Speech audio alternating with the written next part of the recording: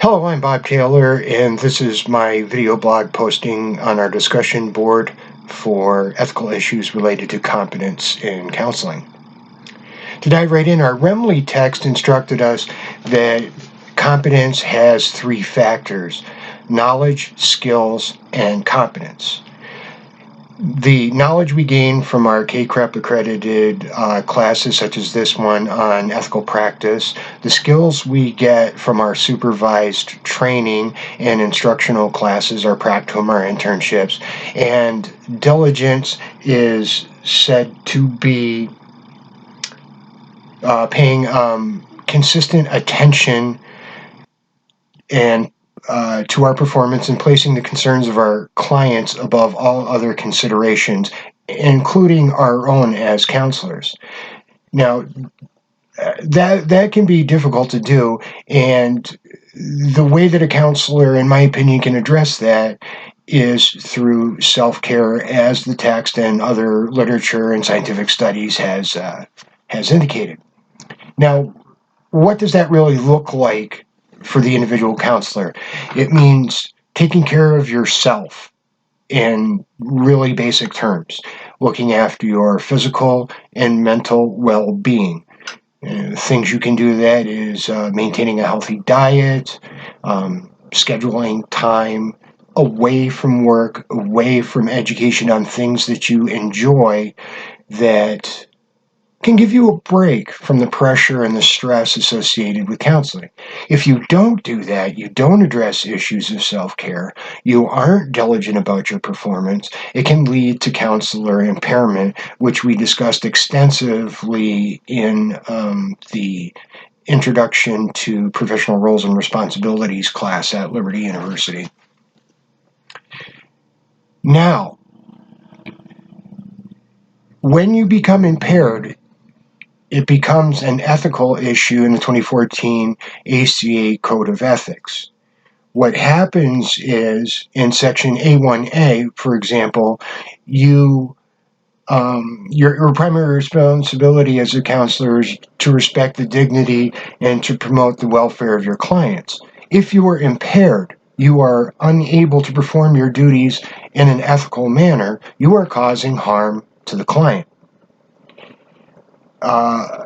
As far as the ACA Code of Ethics reflects in competence, the text mentions sections C2A and C2D, where you're required to monitor your effectiveness, and as far as in C2A, where you're required to practice within the boundaries of your competence. If you're impaired, you are not practicing within the boundaries of your competence, and if you are impaired, you likely did not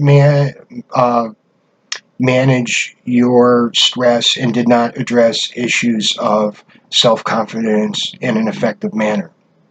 Now, in my home state, in New York, we have only had 2 disciplinary actions so far this year against licensed mental health counselors by the State Education Board of Regents, who govern counselor misconduct and impose sanctions.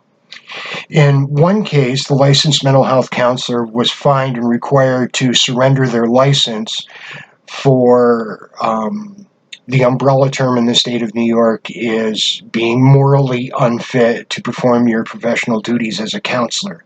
This person was charged with multiple felonies resulting from tax fraud and illegal measures the counselor took to correct their tax fraud.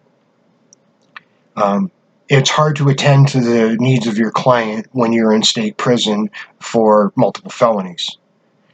And in another case, the mental health counselor who, during the course of the investigation, left the state was ordered to surrender their license for exerting undue influence over a client. Now, this violates multiple sections of the ACA Code of Ethics, including A1A, but also A11C about appropriate termination of the counseling relationship because the client was not properly prepared for the termination of service, not informed about other treatment options or counseling that was available to them. Now, what all these situations say to me is having a mental health diagnosis myself of post-traumatic stress disorder is what am I doing in steps of self-care to prevent me from becoming impaired, even at the graduate level, let alone when I become a licensed counselor.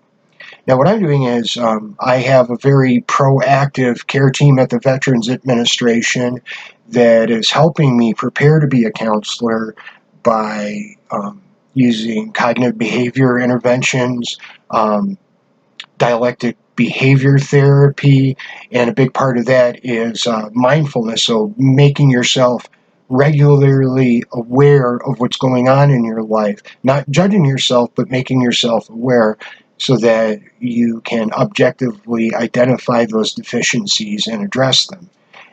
As far as health-wise, I have type 2 diabetes, and the big part of me dealing with that is to um, take my medicine, have a healthy diet, and exercise.